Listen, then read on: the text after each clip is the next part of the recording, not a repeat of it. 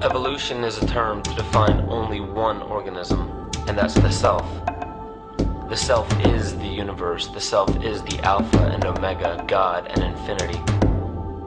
And that's the only thing that evolves, because we are all part of the self. Nothing goes through an evolutionary process alone, or without direct benefit to the whole.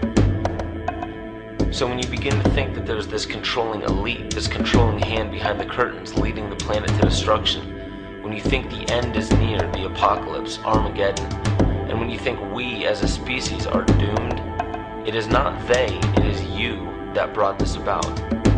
And for a very good reason. You are evolving. Stop blaming everybody and everything else. Quit panicking about global tyranny and natural disaster and pay attention. Because the world is telling you something, is telling you exactly what is wrong with you and how to fix it.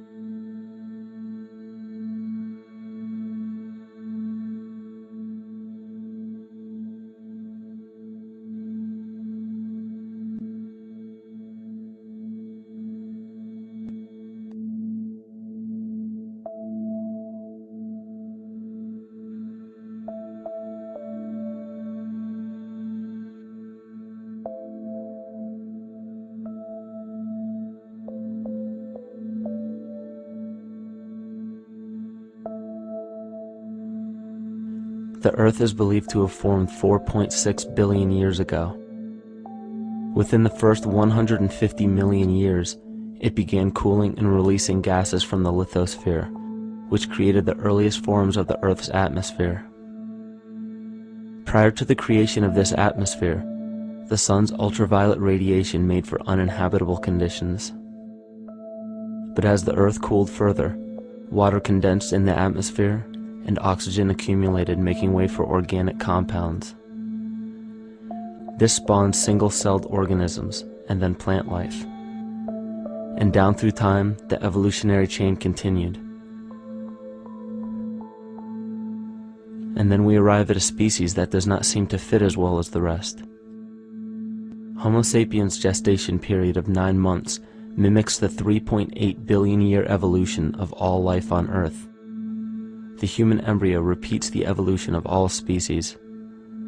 When the sperm and egg unite, this new creation is a single-celled organism. Within hours, this single cell divides and multiplies more rapidly than any other species. 4 weeks later, the embryo begins to develop gills mimicking aquatic life. A few weeks later, it develops lungs and a tail with reptilian appearance. From there, a mammal is recognizable, and then onto a primate form. It then sheds its laguna, which is the embryonic fur, and at last shows the characteristics of a human child. The human body is a community of approximately 50 trillion cells. Everything the body does, the cell does as well. Cells have respiratory and excretory systems. They feed, feel, think, and communicate with other cells. Trillions of cells make up a single organism called the human body, and billions of human bodies help make up the organism we call Earth. The Earth has more similarities with the human anatomy than you may think. Earth has its own electromagnetic generation, just like the human body. Research has found that a direct current of electricity flows through perineural cells found around every nerve in the body. These pathways are called energy meridians and have been used in the practice of acupuncture for at least 2,000 years. Dating even farther back is the notion of dragon paths or ley lines in which many megalithic structures and stone monuments were erected, marking the energy meridians of the Earth. These energy meridians are generated by the resonant frequencies of the Earth, called the Schumann waves.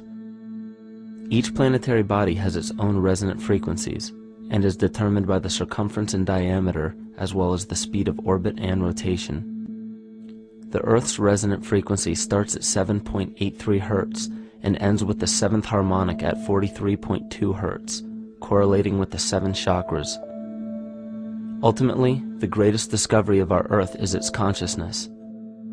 A visible attribute of consciousness is an energetic field that governs the shaping of organisms. Morphogenesis is a scientific term to explain this very shaping of tissues, organs, and entire organisms.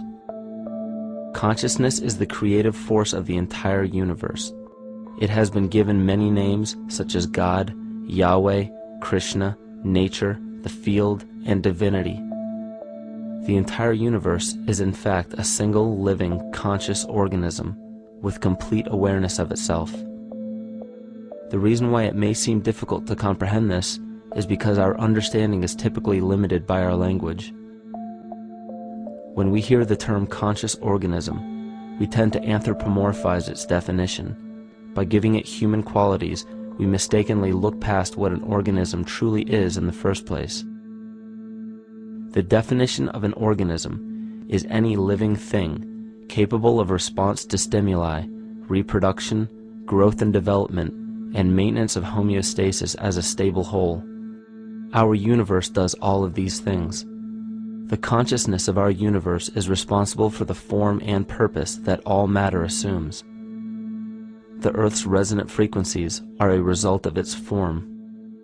These frequencies are responsible for biological rhythms, such as menstrual and circadian cycles, as well as behavioral and emotional patterns.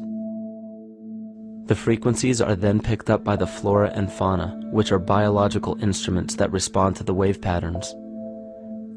The wave patterns resonate in the cranial structure of our head and converge in the center of our brain, which is where we find the pineal gland.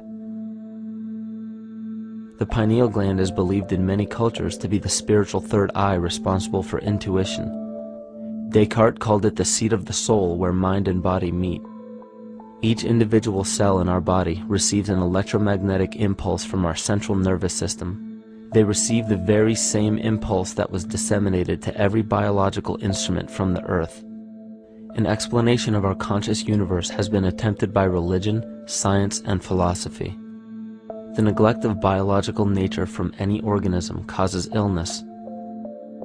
A divorce from nature, exile from Eden, confounding of tongues, they are all symptoms, not of a biblical God or deity, but the true self. The greatest and only threat to ourselves is a loss of self, the death of our divinity. As we barrel through history with oceans of information, yet barely a drop of wisdom, we have to understand how we lost ourself.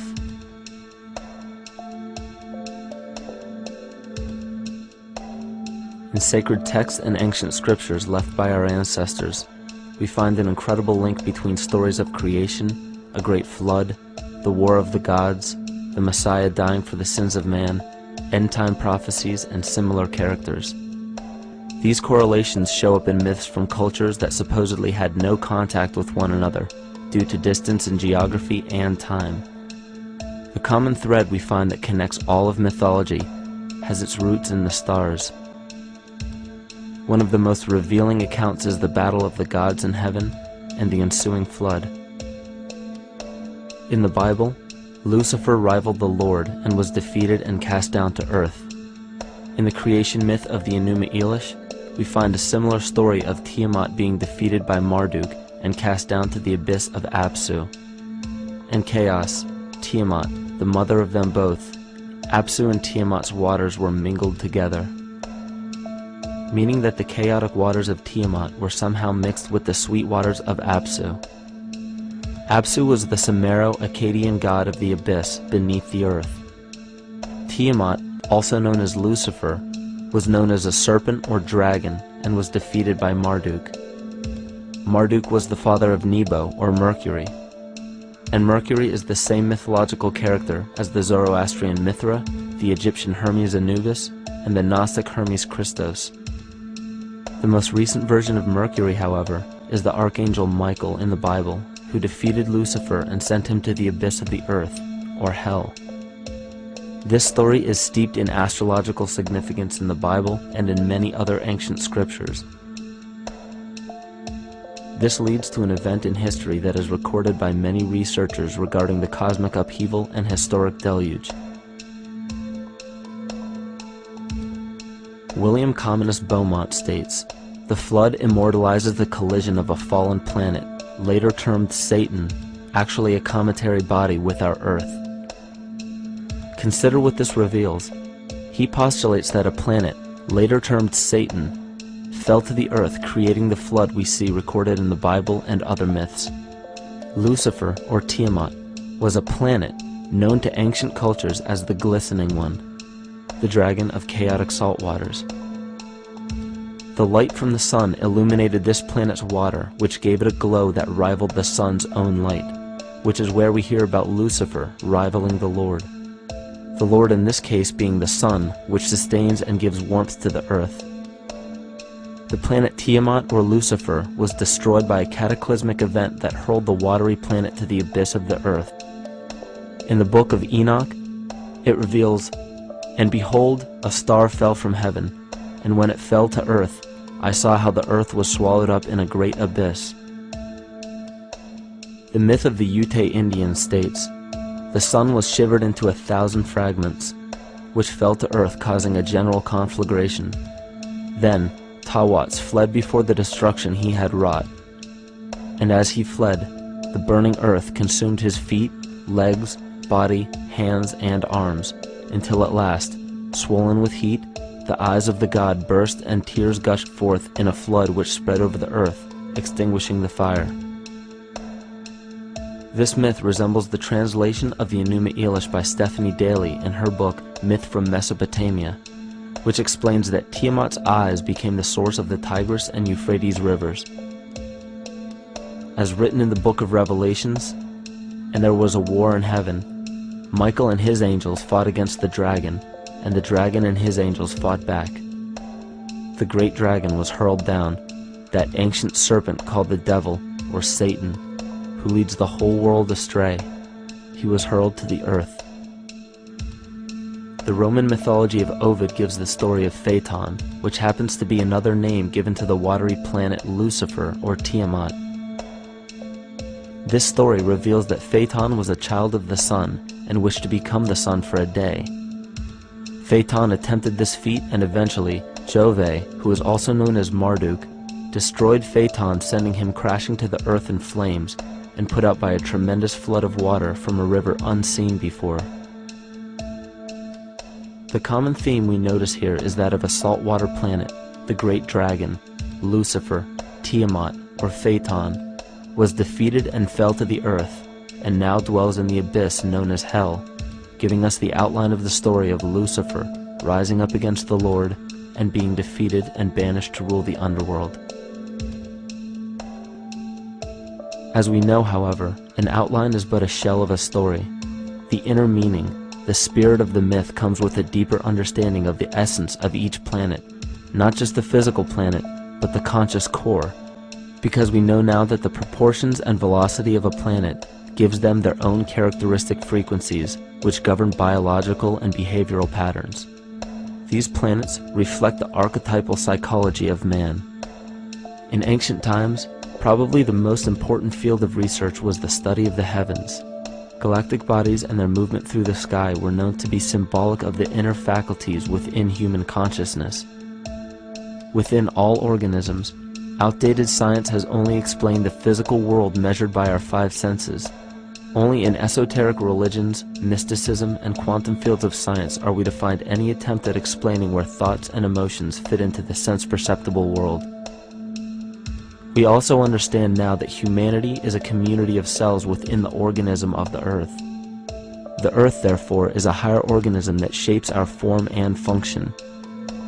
This higher organism and all other planetary bodies are governed by consciousness, just as we individual humans are. Therefore, the Newtonian belief that galactic bodies are nothing more than lifeless forms floating in space is tantamount to claiming that we humans are nothing more than a composite of elements in motion. We know that this is untrue because we feel, we think, and furthermore we see the result of our consciousness creating what we call life. Plato wrote, "This world is indeed a living being, endowed with a soul and intelligence, a single visible living entity containing all other living entities, which by their nature are all related." Furthermore, the cosmos is a single living creature which contains all living creatures within it. And in an article out of the Sufi journal, the author writes, "The world is a living spiritual being. This was understood by the ancient philosophers and the alchemists who referred to the spiritual essence of the world as the anima mundi, the soul of the world." In scriptures, we hear of the claim that angels guide the inner soulful actions of people, or that the gods wield influence over man. Most ancient spiritual and scientific teachings held the belief that the hierarchies of the gods, angels, archangels, archai, all the way down to the cherubim and the seraphim, are the hierarchies within the human psyche. In this way, we must understand that when the whole of ancient myths and sacred scriptures speak of spiritual influence from a higher being, they were speaking of archetypal forces that are inherent within us, not an influence from an external source. This is where we begin to see the relevance of astrology as an ancient form of science that resurfaced in the 19th and 20th centuries under the name of psychology. Friedrich Nietzsche even stated, "As long as you still experience the stars as something above you, you still lack a viewpoint of knowledge." This is astropsychology and maps the inner faculties of the psyche. In pre-Christian times, there were schools known today as the mystery schools or the mystery religions. The messages encoded in the scriptures and ancient archaeology came from adepts of spiritual science. The intent was to teach the initiates the deeper meaning of these myths. What became later termed as Lucifer, Satan, or the devil was representative of the ego, which rivals the Lord, the representative of the self. The true self is the epicenter of a person's entire being. It is the total sum of everything that we are.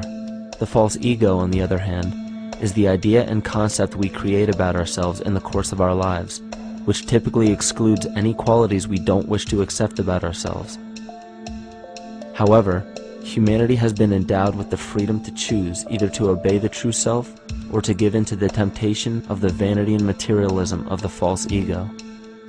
This is the most notable trait that separates man from animal: our freedom of choice, the choice to follow our concepts and ideals or our natural impulses, the choice to sustain nature or to destroy it. This freedom of choice weighs on the fate of the entire organism that we call humanity. Cancer begins with a group of cells within a community that fail to communicate with the conscious signal of the organism. Those cells begin to grow out of control and spread to other areas of the organism. This very disease is evident in our world today. The cancer upon our earth is the domination of our false ego and our divorce from nature. Collectively, among every human, vanity leads to segregation and competition. Competition leads to fear and greed.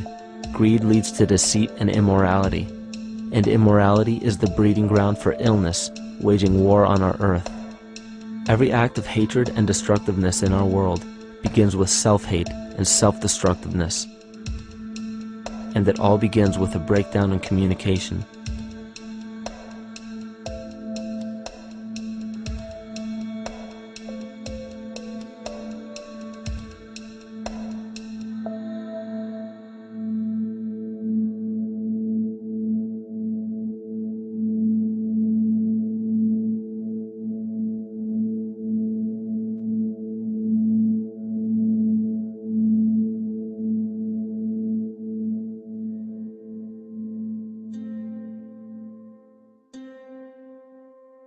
In nature, all that we perceive with our five senses is a result of two fundamental principles.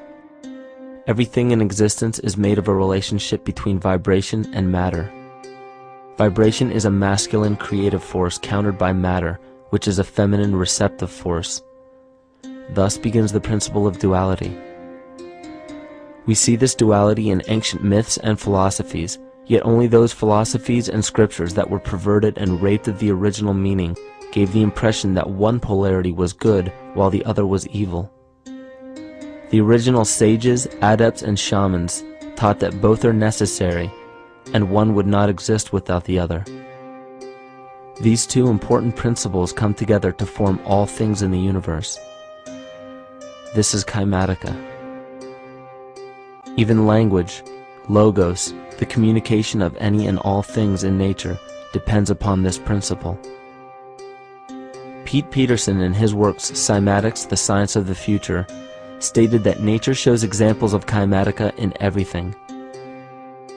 This phenomena is found to be one of the prime forces that moves biological evolution along its path. Dan Winter reproduced an experiment to prove that the ancient languages of Hebrew and Sanskrit, when spoken, create a vibratory frequency that moved matter into sacred geometrical patterns. Upon further investigation, Hebrew, Sanskrit, Aramaic, Arabic, and other elder dialects have older roots in a parent language of Gaelic and quite possibly an even earlier origin. In Swami Murugesu's The Science of Mantra, he claimed that when a person chanted specific words in Sanskrit while filming a burning candle, the intensity as well as the color of the flame would change due to the frequency that the word would emit. This same science has been shown to lower and raise blood pressure. And in his own words, certain sounds can affect their circulation and nervous system. Whatever change such vibrations cause extends to the mind of a person and also to the surrounding atmosphere, causing warmth or coolness. All this can be known by study and shown by practice. This rediscovered knowledge of the science of sound shows that sound is something more than mere vibratory signals. Not only does sound interact with life, but it sustains and develops it. It acts as a conduit of conscious intent between people, societies, and entire civilizations. Yet the psychic illness we endure due to the domination of our false ego is reflected in the collective. Our psychological schism has shut us off from communicating correctly with our inner self, which is exactly how cancer cells within the body operate. In the collective, we have created a language barrier between humanity and the rest of nature, acting as a global cancer. Recorded in history, the efficacy of the ancient languages has been severely uprooted. The alphanumeric translation from Hebrew to English shows a complete reversal of the two languages, giving the cymatic effect unnatural results. Dr. Leonard Horowitz stated in his work on DNA, 1/3 of the sensory motor cortex of the brain is devoted to the tongue, oral cavity, the lips, and speech. In other words, oral frequency emissions spoken or sung exert powerful control over life, vibrating genes that influence total well-being and even evolution of the species. A degradation of language in this case is shown to affect biology. If something as basic and important as language can be degraded and devalued to such a degree, yet never questioned, what else might we be missing? Think of an aspect of your life that dictates the limits of your freedom. Government and law enforcement, insurance and pharmaceutical companies, taxes, building permits, driver's licenses, and more. There are hundreds if not thousands of stipulations, regulations, and boundaries on our freedom. And out of the ones that were just mentioned, how many have you researched to find out whether they apply to you or not? Let's look at the forms of law that we currently acquiesce to.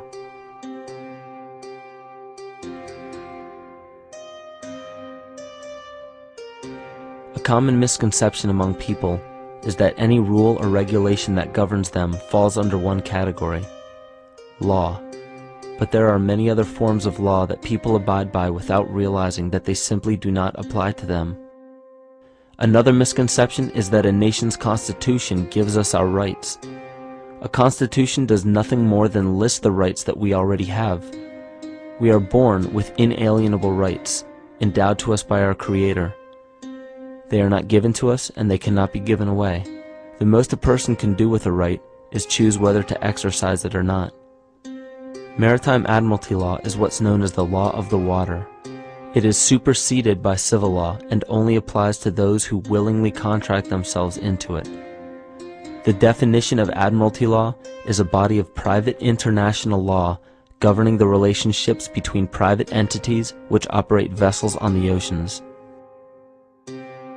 Let's look at how and why a form of law that is fashioned to govern corporations, businesses, and vessels has imposed its rule over natural human beings. This is all done through a form of word magic. A simple perversion of language has made it possible to convince people around the world that these alternative laws apply to them. One of the predominant beliefs in modern culture is that licenses, permits, registrations, and other forms of documentation are required to operate motor vehicles, use public roads, build structures and establishments, engage in free enterprise, and much more. Sadly, these beliefs are based on little to no investigation whatsoever, and are false. This belief structure is perpetuated by maritime admiralty law. This form of law was originally created to govern ships docking in foreign nations for the import or export of products and resources. It deals with banking and merchant affairs, not civil affairs. When a product is taken off of a ship and brought into a foreign land, that nation takes custody of the resource and accounts for it with a certificate. That certificate marks the birth date of that product in the custody of the respective nation. Think of why it is supposedly required to have a certificate of live birth in the first place. The Barron's Dictionary of Banking Terms defines a certificate as a paper establishing an ownership claim. So right there, we notice that everyone with a birth certificate is defined as being owned. People are used as collateral with other nations because the U.S. is bankrupt. The United States declared bankruptcy on March 9th of 1933. At this point, the U.S. began taking out loans from a private, non-government affiliated corporation called the Federal Reserve. With no money to pay back the loans, the United States began using the citizens as collateral. All birth and marriage certificates are literally warehouse receipts. Just look at the similarities of warehouse receipts and birth certificates. Both document the date of issue, a serial number, registration number or receipt number, a description of the product, and an authorized informant to notify the appropriate government agency. With all of this information being readily available, the majority of people are unaware of their involvement with maritime admiralty law. This is possible through the manipulation of language. This admiralty law changed the meaning of the word person from a natural living person to a corporation. Driver's licenses, vehicle registrations, auto insurance forms, building permits, gun permits, work permits, tax filing documents, birth and death certificates, traffic citations, and many other forms of documentation that were once believed to be absolutely necessary only apply to persons or corporations. Upon signing such a legal document, you are indirectly waiving your rights under the Constitution and lowering your status to that of a corporation that is created with the same exact name as you. The only way to reconcile your true name from the name of the corporation is to take notice that the corporation has its name in all capital letters. This is known as capitis diminutia maxima. You may take notice that your driver's license, birth certificate, social security card, insurance cards, and more use all capital letters to legally represent the corporation with your name, not you. The corporation is known as an artificial person, whereas you, the human being, are known as a natural person. This deception goes even deeper when it comes to the courts that we attend. When showing up to court, you will notice that there are seats for witnesses behind a wooden fence or barrier. The defendant must cross through the entrance to the other side of the barrier where the plaintiff and judge sit. This act symbolizes the boarding of a ship. At this time, business can be conducted in maritime admiralty law. The judge, acting as captain or banker, is responsible for settling the balance between the two sides. This is why there is always a monetary value involved in any court case. The captain is simply dealing with banking and merchant disputes. Once the balance is paid, the case is closed. To turn the court case away from admiralty law where your rights are not protected, you must avoid agreeing to represent the artificial person. This is done by stating that you are the natural person. You don't have a first or last name because those imply corporate title. In a court case, you may state that the court takes judicial notice of your honor's oath of office. Every judge must take an oath of office to practice law, yet you must make it clear to the court and the jury that the judge is acting as judge and not banker. Remember that you are a natural human being of the earth. You are not governed by anything but your own consciousness. Laws are created within a society. The society that created the laws we see being enforced today is called the Law Society. Yet the most beautiful part of this entire deception is the fact that we are not part of the Law Society, so their laws do not apply to us. Judges, lawyers, and law enforcement officers, they're all part of a society. Within that society, they've created their own language that's deceptively similar to English. They have these little things called statutes, acts, and regulations that seem like laws, but they really only apply to those within their society. So that basically means all the traffic violations, minimum age requirements, and everything except for damage to another person or their property doesn't really apply to the natural person. Laws only apply to those within the Law Society. The game being played is an illusion. You can simply choose to open your eyes and reclaim the freedom that you were born with, bound by nothing but the limits of your imagination. These are just a few examples of assuring that your rights are being protected. By far, the most important line of defense against this deception is to be aware of the perversion of language, and be absolutely aware of how you form your beliefs and concepts.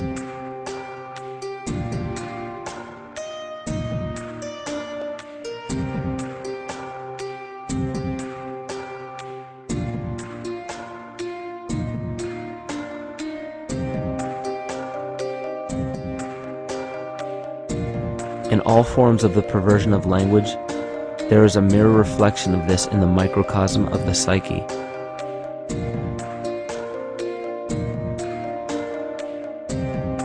And the problem I see with humanity today is we don't truly know ourselves anymore. We have the 9-to-5 job, we have the house, the children, the bills, the television, the hobbies, and the errands that we run every single day, and we eventually begin to believe that this is who we are. But who are we beneath the job title, beneath the status of mother or father, theist or atheist, Republican or Democrat, black or white, man or woman? Who are we? Who are we deep down inside? We don't know, because every time we hear an answer that we don't want to accept about ourselves, we deny it. We'll pass it off and project it onto somebody else and judge them for it. This is repression. And we see what repression can do to us on an individual level, but what about on a collective level of humanity? What happens when the whole world refuses to see what they truly are on the inside?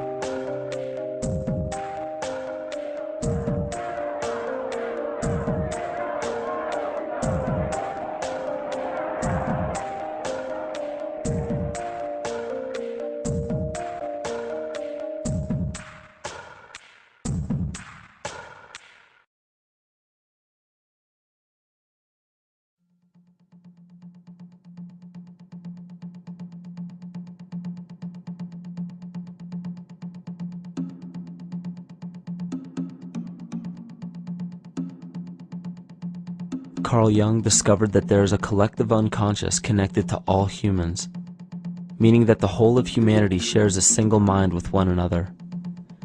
This is evident in the world through accounts of shared mythology and symbols, the study of morphic fields, and with the science of kinesiology.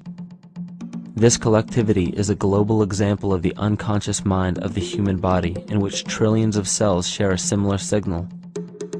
This parasite, called our false ego, requires a continuous flow of sustenance to survive. Food, fuel, and any other form of sustenance is energy. Human consciousness is an electromagnetic field of energy. When this potential energy is utilized, it then releases kinetic energy, which is used to perpetuate the false ego. This scenario occurs in the smallest parasitic organisms, all the way to a collective organism called humanity. A parasite will release chemicals that cause the host to crave the sustenance that the parasite needs to survive. As long as the host is unaware, it will keep feeding the parasite and starving itself.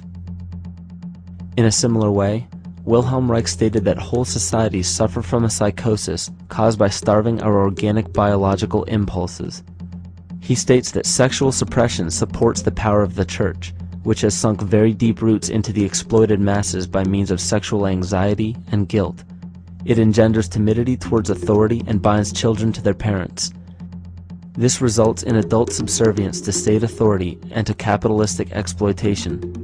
It paralyzes the intellectual critical powers of the oppressed masses because it consumes the greater part of biological energy.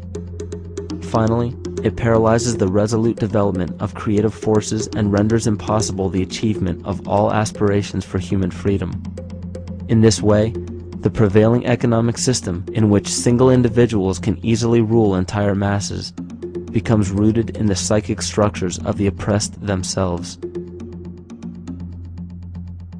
What Reich was showing in this powerful quote is that on a collective level, the suppression of a natural function, whether biological, spiritual, or emotional, will result in an abnormal reaction, a psychic disease. This illness or disease is reflected into the masses through a collective unconscious and acts as an epidemic. Humanity is plagued with an incapacity for freedom, meaning that people en masse lack the ability to govern themselves on a psychic level, and this manifests in the macrocosm as government and organized religious powers, thus opening the throne, our national and individual throne, to anyone and anything.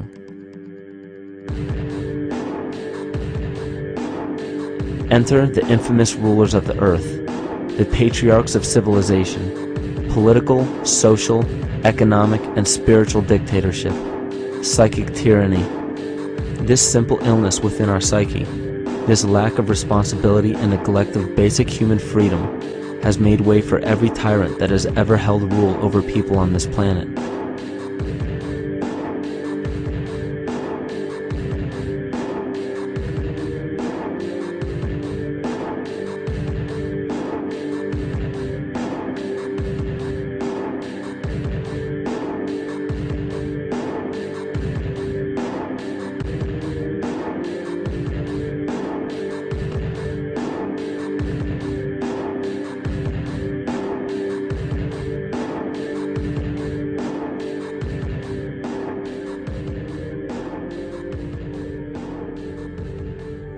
But these oppressive tyrants that are demonized by the masses are no different than us. In fact, they are one with us. In the book The Prophet by Khalil Gibran, he poetically states, "I say, as the holy and the righteous cannot rise beyond the highest which is in each of you, so the wicked and the weak cannot fall lower than the lowest which is in you also." Every one of us has the capability to commit the most horrifying sin or show the most beautiful compassion to our fellow man. This is the very definition of an illness within the psyche and soul of man.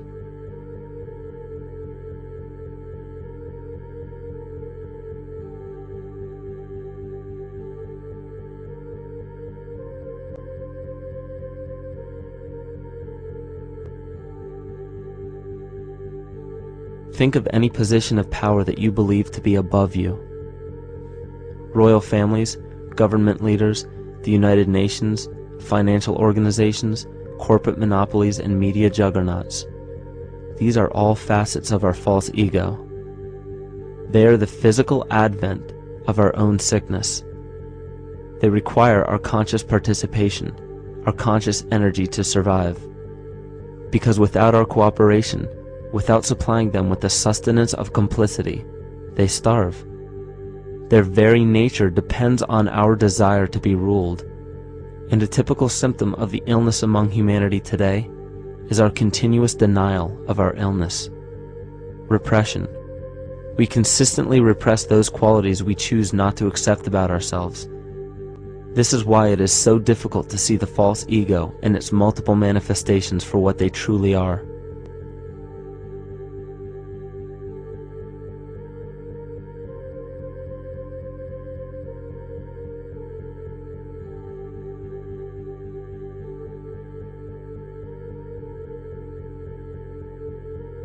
This is the very nature of the false ego.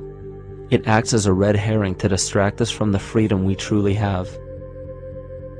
For this psychic parasite to survive, it must supply us with a chemical that will cause us to remain dependent upon it. In this case, the sustenance is our conscious energy. And in order for us to feed it to the parasite, the chemical of fear causes humanity to crave protection and defense.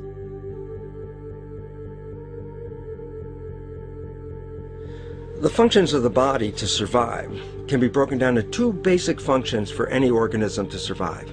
You have to be able to grow, maintain yourself, take care of your biology, but you also must be able to protect yourself, so that if you're just growing and you can't protect yourself, you'll become food for something else. So the survival involves a balance between growth and protection.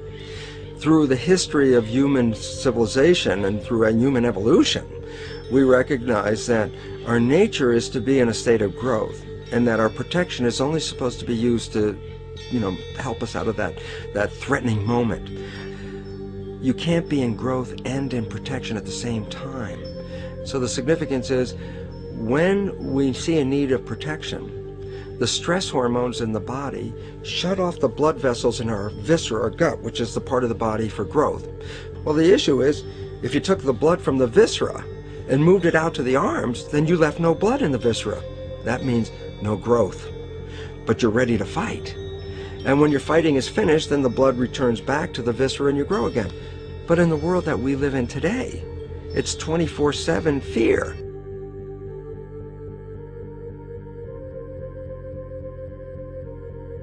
So we have a continuous dripping of that stress hormone into the body. It's just dripping all the time, getting us ready to run or fight or flight at any moment at the drop of a hat. We're ready to go because we're on guard. Well, the problem is, what does that mean about your allocation of energy? And it says, we're spending most of our energy in protection. You cannot survive if you're in protection all the time.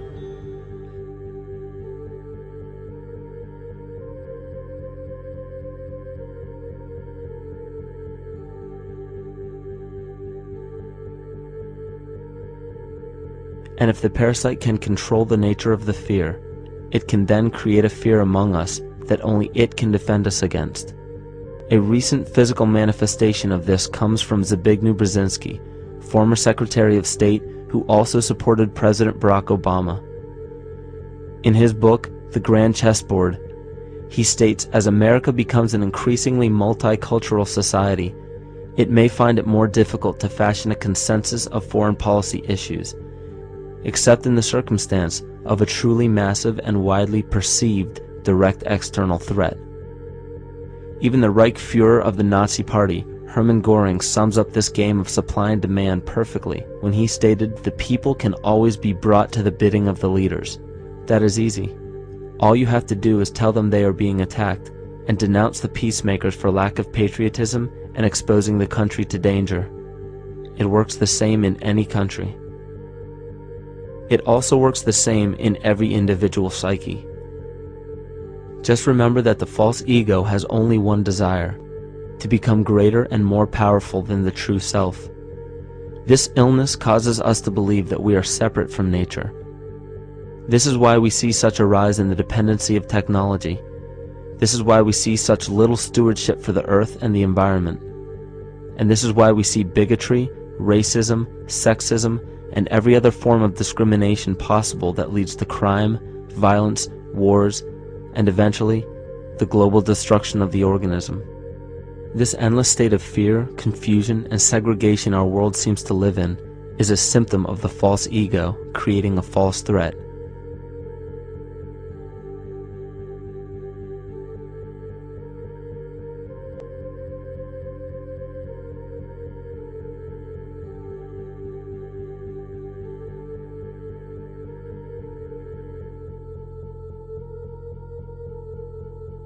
many of the United States presidents have blood relations with each other.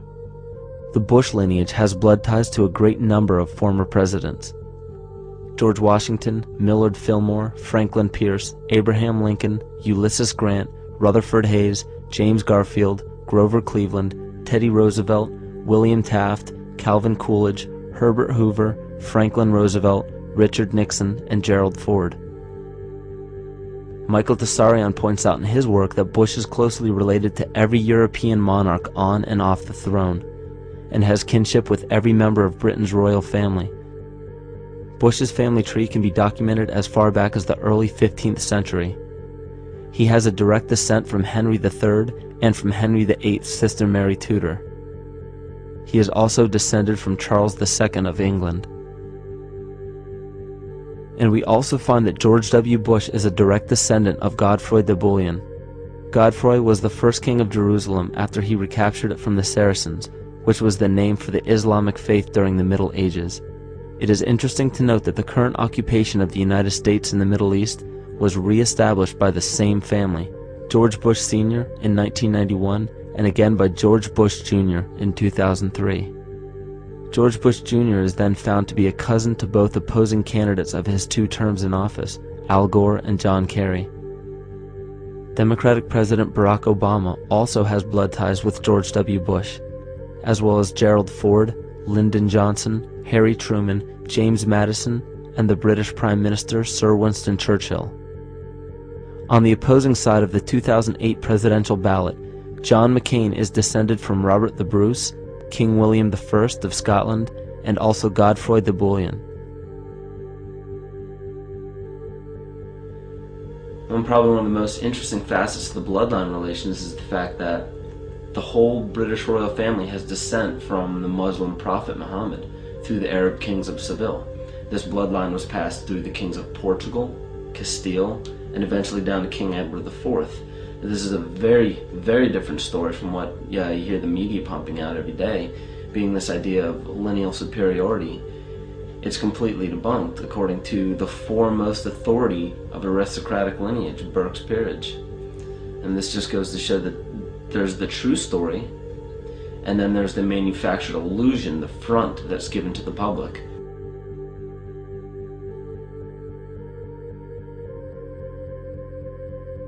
These blood ties go on and are documented thoroughly through literature such as Burke's Peerage and other comparable books.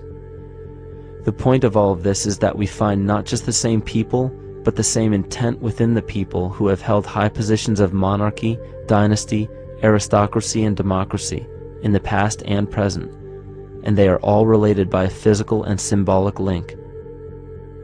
This bloodline carries the symbol of our illness.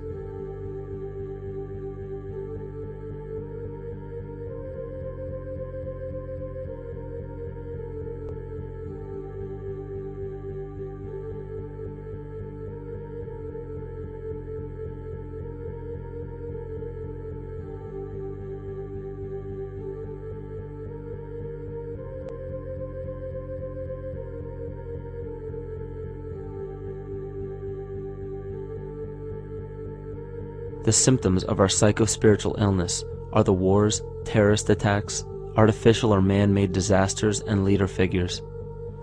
As long as the people remain oblivious to their inner drives and inner nature, they will always fail to recognize why these events take place and why these figures rise to such powerful positions.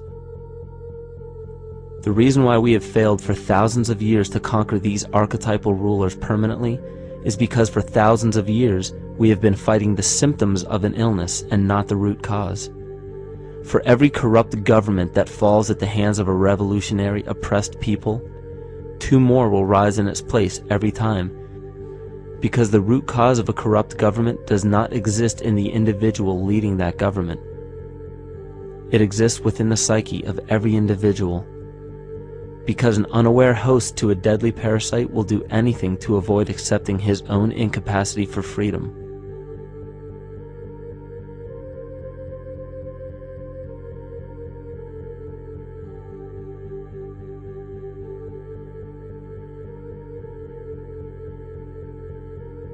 We are so bereft of sanity in this world that those few who simply stop projecting onto others and begin facing their own demons are seen as neurotic.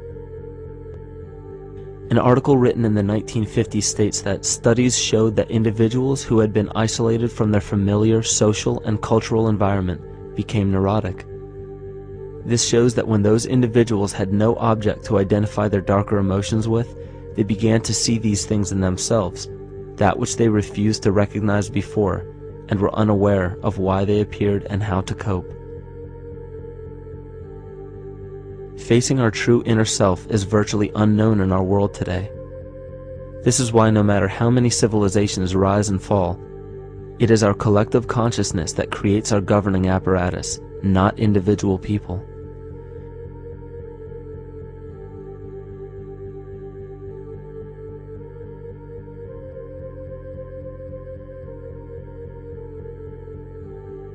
And after countless attempts, you would imagine that people would realize that a physical retaliation may not be the solution. Yet here we are, thousands of years later, with technology that can clone DNA, vehicles that can break the sound barrier and probe the depths of space, and science that can overcome almost any sickness. Yet we still fail to take notice to the importance of thoughts and consciousness. This is the very definition of insanity.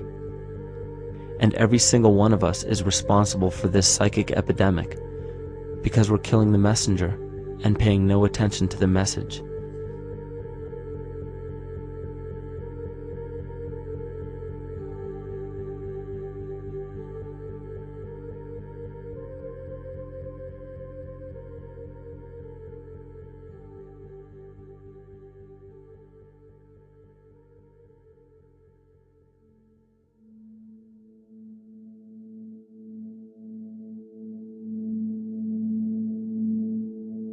During the 1990s, 3 Nobel laureates in medicine advanced research that revealed the primary function of DNA lies not in protein synthesis as widely believed for the past century, but in electromagnetic energy reception and transmission. Less than 3% of DNA's function involves protein manufacture. More than 90% functions in the realm of bioacoustic and bioelectric signaling. So why is it important to know that DNA functions in bioelectric signaling? HeartMath Institute has discovered the heart and brain maintain a continuous two-way dialogue, each influencing the other's functioning. Although it is not well known, the heart sends far more information to the brain than the brain sends to the heart, and the signals the heart sends to the brain can influence perception, emotional processing, and higher cognitive functions. The heart also generates the strongest rhythmic electromagnetic field in the body, and this actually can be measured in the brainwaves of people around us. We are quite literally an electromagnetic expression of our highest cognitive function. The behavior of electromagnetism is evident throughout the world as dualism. All matter contains a negative and positive charge, which means organisms are built upon this foundation. The natural homeostasis of any organism is a balance of both polarities. Furthermore, research on emotional energetics shows that the heart's field is a carrier of emotional information and a mediator of bioelectromagnetic communication within and outside the body. Research shows our heart's field changes distinctly as we experience different emotions. It is registered in people's brains around us and apparently is capable of affecting cells, water, and DNA studied in vitro. Fear. The chemical supplied by a collective parasite creates a distinct bioelectric signal given off by the host. This signal is disseminated to the organisms within our community and will grow outward through the entire organism unless it is counterbalanced by an opposing force. Dr. Fritz Alan Popp discovered that the cells in our body communicate through biophotons, which are tiny particles of light that are single units of an electromagnetic field. This communication system within our body also exists between people in what's known as morphic resonance. This was known by the shamans, sages, and adepts of antiquity. These teachings were commonplace in prehistoric cultures. It wasn't by sheer chance that artistic expression and rituals were the cornerstone of every ancient civilization. Art was used as a personal method to exercise the shadow content of the psyche and introduce it to the conscious mind. This was very literally viewed as psychic therapy. Ritual was based around astrological dates. As we've learned, the study of the stars and planets reflect our own astropsychology. The shamans would perform rituals on astrological dates that would correlate with a circadian rhythm or a psychological cycle. These rituals kept the human participants aware of their inner self and prevented the repression of psychological content. As long as people were facing their inner demons and accepting them as their own, they were not collectively projecting them into the physical world. If you bring forth what is within you, what you bring forth will save you. If you do not bring forth what is within you, what you do not bring forth will destroy you. The progeny of our psychological disease began growing rapidly after a series of catastrophes forced the collective into a somatic state of fight or flight. This lowered the immunity of the population by introducing a state of immense stress.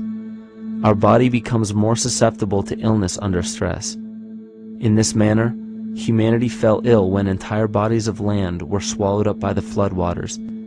This uprooted many tribes, chiefdoms, and civilizations from their homes, and their ritual practices that were used as a conduit for psychic wellness were put on hold in order to survive the catastrophe and seek new homes. The shamans were spread to many new areas of the world. This information has been suppressed. We are made to believe that advanced civilizations such as ancient Egypt and the Mayans of Mesoamerica came about with no prior rudimentary remnants or evidence of evolving intellectual artifacts to bring them to their peak. We are meant to believe that their incredible knowledge of mathematics, astrology, agriculture, economy, polity, and architecture came out of nowhere. This leads many researchers today to the understanding that the origins of these civilizations have been suppressed. Not surprisingly, the force that has guided the suppression of this knowledge comes from the exact bloodline of the political and religious leaders stated previously. These are some of the notable book burnings and suppression of important texts in our history.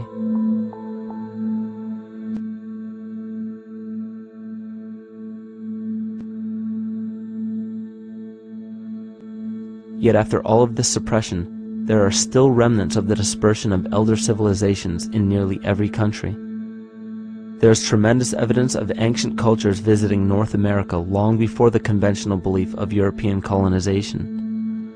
Barry Fell states in his book America BC, there are ancient inscriptions now being reported from nearly all parts of the United States, Canada, and Latin America, written in various European and Mediterranean languages in alphabets that date from 2,500 years ago.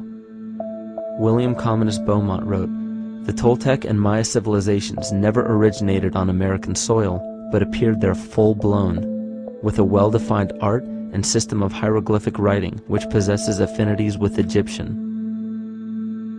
It is found that there are thousands of prehistoric sites across New England and several other northern states showing inscriptions, carvings, and mounds created by Druidic mariners as far back as 800 BC. To suppress this information further, it was not only imperative for the bloodline to burn the documented texts containing true historical information, but to wipe out the cultures that derived from these ancient shamans. The most devastating genocide ever endured was and still is the annihilation of shamanic tribes. We've lost our traditional roots and don't know about ritual.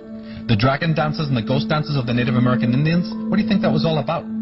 All the shamans of the world, when they do their rituals, they're doing that. Their work, harmonically through dances, is to strengthen the immune system of the earth. You know, but they've been all murdered. So that was why in the 17th century, exactly the same period I'm talking about, there was an all-out agenda that when you come across indigenous people, you annihilate them. Columbus was sent on his expedition along with agents of the crown to disrupt the lives of the natives and seize mineral resources. He visited every island in the Caribbean, depleting the gold and taking as many slaves of the native Taino tribe as possible. 5 million natives were murdered within 3 years, according to Leah Trabeck. Within 15 years, the Arawak tribe of 250,000 was completely wiped out. The population of the United States prior to European contact was greater than 12 million. 4 centuries later, the count was reduced by 95% to 237,000. From 1494 to 1508, over 3 million people had perished from war, slavery, and the mines. Who in future generations will believe this? I myself, writing this as a knowledgeable eyewitness, can hardly believe it. My eyes have seen these acts so foreign to human nature, and now I tremble as I write. Another agent of the false ego bloodline was Hernando Cortés, who decimated the Aztec tribe and plundered their mineral resources. This again was the case through Cortés's second cousin, Francisco Pizarro, who conquered the Incan Empire in Peru. These atrocities are seen throughout Africa, New Zealand, New Guinea, East Timor, and are still seen today in Canada. This was a deliberate attempt to bury any surviving remnants of the ancient world and our true history. It is a naive mistake, however, to categorize and blame everything and everyone involved with politics or religion for this suppression of knowledge. It is only natural for people to crave spiritual understanding when there are so many manufactured missing links and perversions in the spiritual text today. And due to this void of spiritual wisdom, honest and moral people who are simply trying to understand their place in this world become the prime consumer market for those who wish to exploit this vulnerability. The ego is something that is it's insecure. It's something that is in need of control. The ego actually is an inferior thing, but it's trying to act like it is something that is superior. Hence this schism occurs between the ego and between the unconscious or the self. There's a kind of a messiah complex at work here as well, I feel, that we project the savior type ideal on someone, and we expect them to save us, and we're not willing ourselves to kind of deal with this and get to the root of why we perhaps feel insecure, or why we feel we don't have enough power to run our own lives, basically. If we look at the New Age movement, for instance, which is another kind of trap in all of this, where people might end up actually, they're looking for something so bad that they're taking all these things that are handed to us or to them, but it's not really based on any real understanding. It's still kind of coming from a religious type of perspective. People are genuinely seeking something new. They're genuinely seeking a new type of spirituality, or to better themselves, or to change something, but this is being hijacked. And what they actually do is that they lead you into another type of group mentality or New Age religion, whatever it is, and people still are not able to kind of really break free from that and follow their own journey or their own path, which I think is very important in all of this.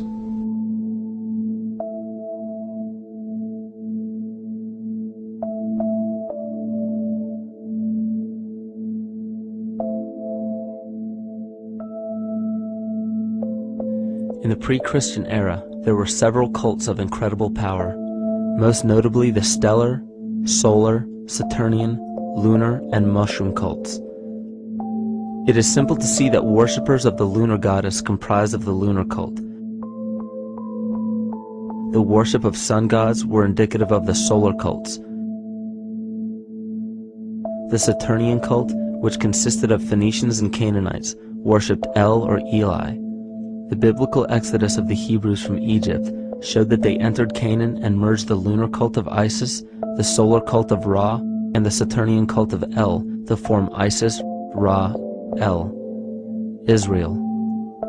The old Israelitish cult and mythology, the Yahweh worship, the patriarchal legends, the sojourn in Egypt, and so on, are rooted in the religion of the sacred fungus, developed from the underlying fertility philosophy of the ancient Near East. The Jewish mitre, Muslim turbans, and military berets are derivations of the symbol of the mushroom cult. One of the first and most prominent, however, was the stellar cult, and a number of these ancient cults were created for shamanic purposes and earthly stewardship, yet some were taken over with different intentions. Just as you would imagine in any establishment of power, smaller cults formed within the main cults to worship individual deities. The cult of Mithras and the cult of Dionysus are two examples. You still today can see the Mithraic or Phrygian cap on the symbol of the seated Liberty Dollar, the coat of arms of many countries, the reverse side of the flag of Paraguay, the seal of the United States Senate, and even involved in the solar cult holiday that we now call Christmas. In the cult of Dionysus, many festivals were celebrated, such as the Greater Dionysia, celebrated in Athens around the spring equinox. The foremost event in this festival was the Thymelic contest, in which poets, musicians, and entertainers performed in an open-air theater. Musicians did not have to pay taxes, and members of the Artists Guild did not have to participate in military affairs. The cult of Dionysus is still alive to this day as the entertainment industry.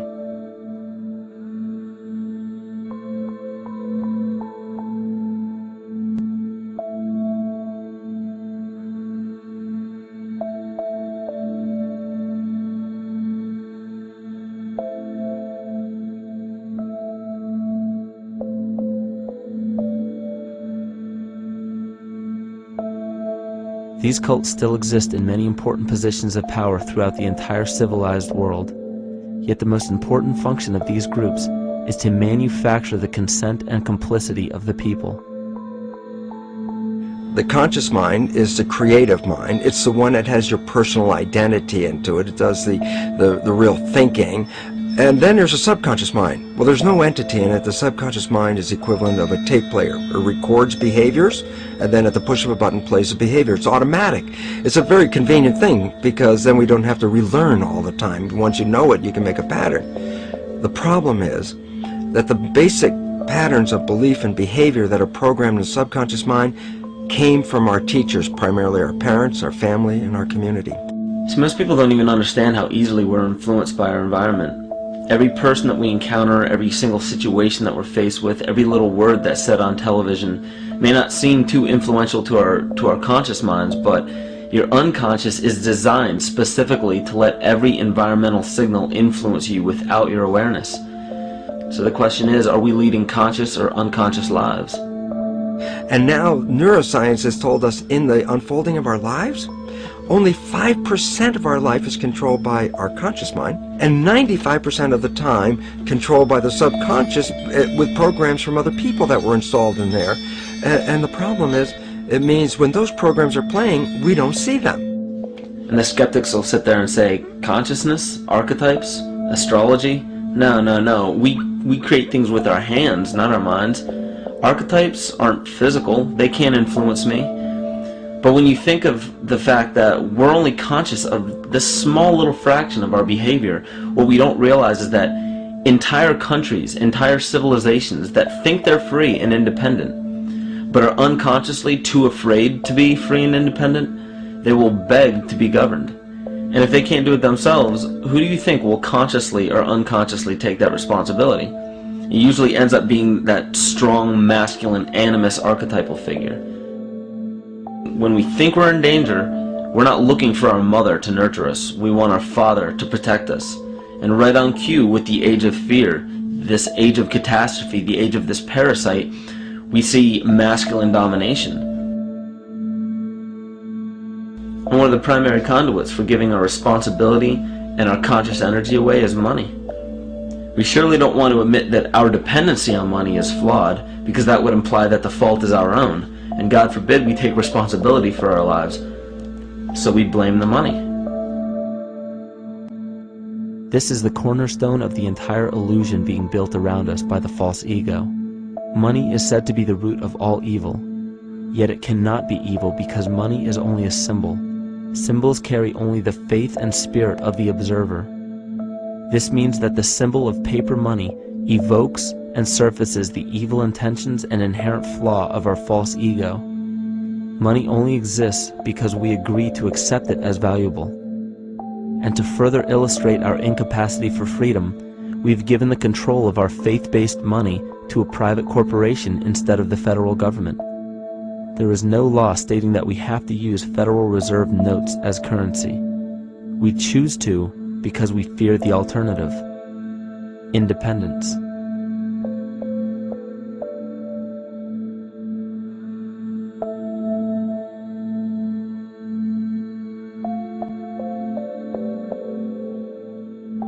But it's not even really about money, it's about energy, because money is simply this material thing that allows billions of people to crave just one thing and put their energy into the same thing. It's not the plasma TV or the house or the lifestyle or the job or the significant other or the status that we're really after, because we know that we're empty.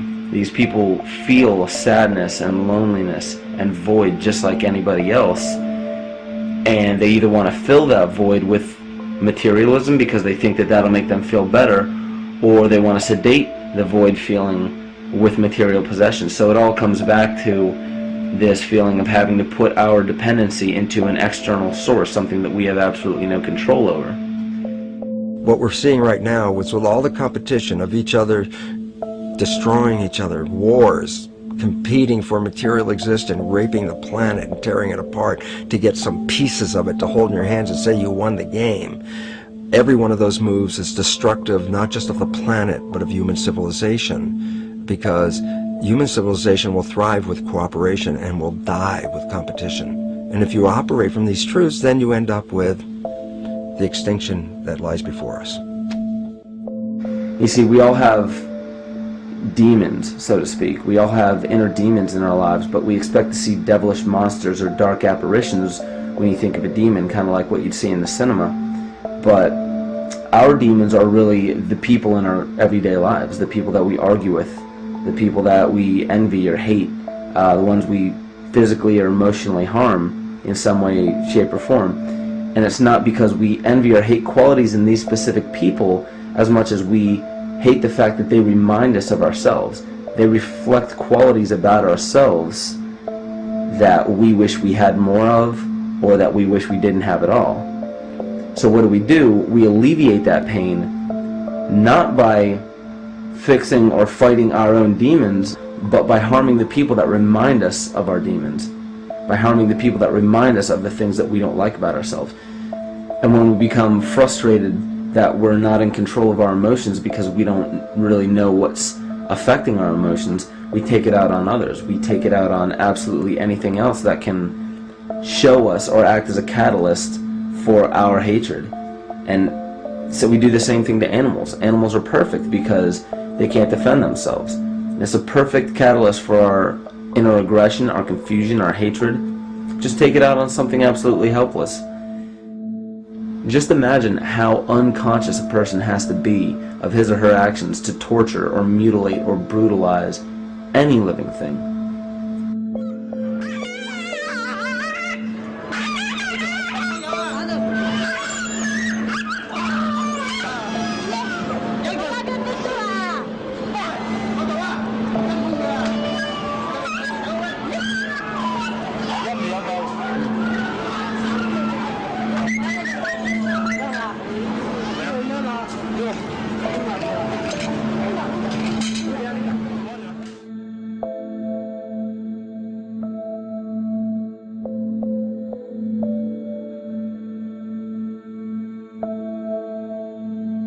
The goat's down, and he'll be here, and we can. Ouch! Come on! He bit you. Look at his tail. Is it common with their kids, maybe? He's a big guy. That's a real. Think of the lack of compassion you must have towards life in general to be able to feel no semblance of sympathy towards entire populations, let alone just individuals or individual animals, entire populations of species that are bred specifically for the purpose of commodity. But I'll tell you what's even more dangerous is not so much the people carrying out this cruelty, because that's already been established. That form of hatred and cruelty has already been established and it's already known. What I'm really worried about is the people who are against inhumanity, the people who are against animal cruelty and feel self-righteous enough to think that it's justified to inflict harm or even wish harm on these people. Because those are the people who take unconscious cruel behavior to a whole new level of conscious cruel behavior that's perfectly acceptable in their minds, because they feel that it's their job to bring other people to justice, like they're an authority figure of some sort. Those are the people who will have a much harder time figuring out why they harbor so much inner hatred and resentment. They don't seem to realize that it's just another form of this same exact hatred. So to keep from facing our inner demons consistently, what do? When we begin to realize, hey, wait a minute, maybe it's not alright to inflict harm on any other living thing, then the ego has to come up with a more esoteric form of cruelty to trick us into displaying the same form of self-hatred, the same indignant attitude, but just in another way and towards another group of people. But the emptiness will always find a way back in, and people will always start to feel restless again, no matter how many times they transfer blame to yet another person or yet another group. We need chaos in our lives. We crave destruction. We beg for catastrophe. Because if we don't have these things to act as a form of exorcism or a catalyst for us, we start to notice these things in ourselves, and that's what we don't want. You see, we can deal with wars. We can deal with terrorism. We can deal with stock market collapse and economic collapse. We can deal with these things. But once we start to notice this chaos within ourselves, that's what we're really afraid of. We'll take 1,000,000 September 11ths over one moment of true insight towards our self-hate.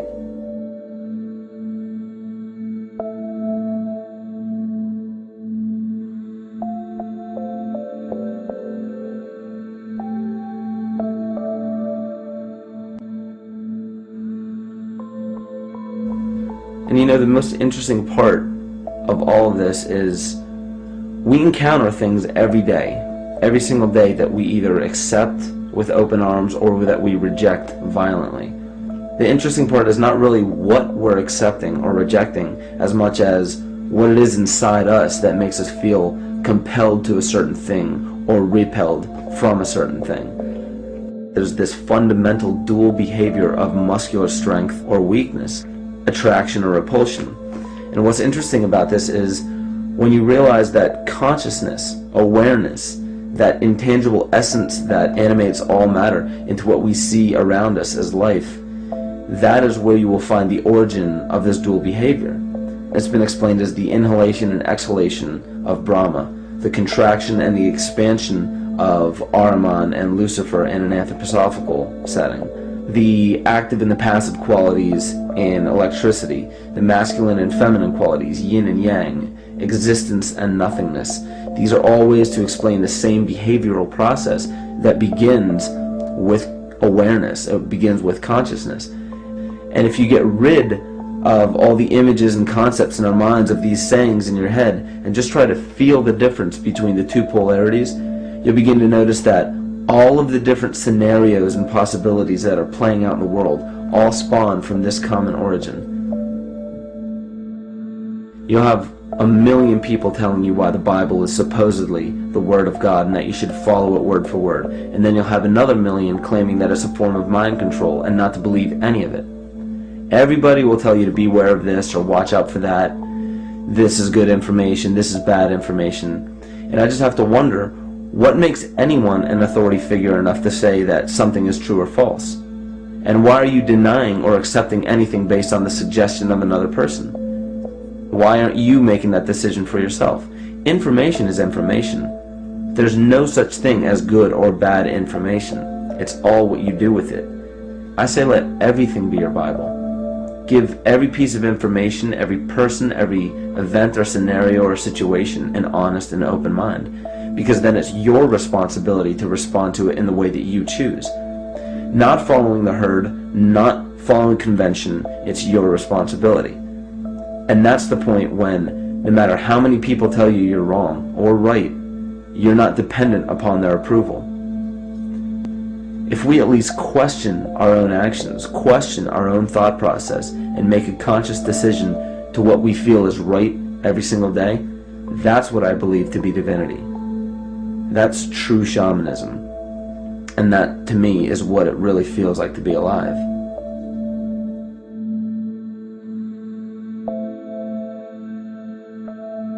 In this conscious, living universe, there are no laws of nature, just habits. There is nothing external to the universe to enforce a law upon it. The illusion of a fixed law of nature is only the result of there being no need for that habit to be broken. When habits need to be broken to ensure the survival of the organism, we see this event in nature and call it evolution. The collective mind shapes our evolution. And a great example of this is the experiment done by John Cairns in 1988. His team put lactose-intolerant cells in an environment with only lactose for food. Under a law of nature, every one of these lactose-intolerant cells would have died. But surprisingly, they all survived. Every one of them understood the problem that they were facing and replaced the defective lactase enzyme with a functioning one to utilize lactose for food. If a cell has the ability to decide how and when to evolve because it's facing extinction, then anything can. The existing beliefs are that a human body is a biochemical machine controlled by genes, and therefore the behavior, emotions, and character of our biology, our health, our lives, are controlled by genes which we don't control. So this is what we taught people. You're a victim. Genes control your life. You didn't pick them. You can't change them. The genes you end up with program what's going to happen. My experiments on stem cells, which I started in 1967, I'd isolate one stem cell, put it in a petri dish, and then it would divide every 10 hours. So I took all the cells, split them up into 3 groups, and then just put them in 3 petri dishes. And then I changed the growth medium, the constituents of the environment, in each of the 3 dishes. In one dish, the cells form bone. The second dish, they form muscle. And a third dish, they form fat cells. What controlled the fate of a cell? And the first thing you have to say is, well, wait, they were all genetically identical when they were put in a dish. So obviously the genes didn't control it because they all had the same genes. What was different was the environment. And all of a sudden in my career it said, oh my gosh, here I am teaching genes control life, and the cells are telling me genes respond to life. And since you can control the response, you can control your life. It's how you read the environment, how your mind perceives the environment. And if you understand this, then you could lead yourself to the most wonderful expression on this planet, to be fully alive and fully healthy by just how you respond to the world.